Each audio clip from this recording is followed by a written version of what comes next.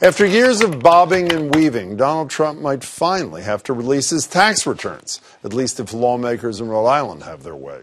On Friday, just hours before the president traveled to Las Vegas to join a discussion on the tax reform bill he signed into law last year, state senators in Rhode Island voted on a tax bill of their own to force presidential candidates to release their tax returns in order to appear on the ballot.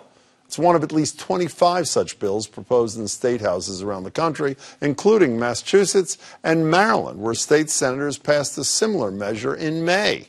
The very big tax returns, the biggest, I guarantee you this, the biggest ever in the history of what we're doing. So it's a very complicated step, but we'll be releasing them. Now, on the campaign trail, Trump said time and time again he'd release his tax info eventually. But after a year and a half of the Trump administration, still no returns. What's the holdup? Trump has continuously blamed the Internal Revenue Service. I will absolutely give my return, but I'm being audited now for 2 or 3 years, so I can't do it until the audit is finished.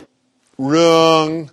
The IRS has said repeatedly that Trump can release whatever he wants, and still the returns are under lock and key, reportedly hidden in some specially made safe at the Revenue Department. And Trump now says he might release them after he leaves office. Might?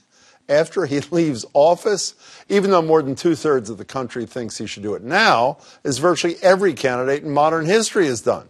It matters especially in the wake of the tax law Trump is still celebrating, which included a tax change to benefit small companies, 500 of which, the Washington Post reports, Trump has invested in personally.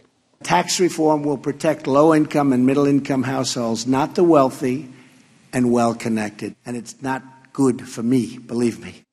He said the tax code changes would hurt his own finances, but without the paperwork, we have no idea if he was working in the public's interest or his own.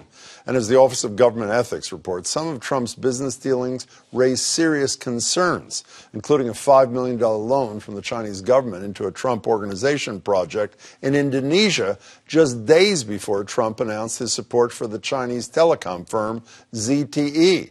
It's more important than ever to know what Trump stands to lose or gain.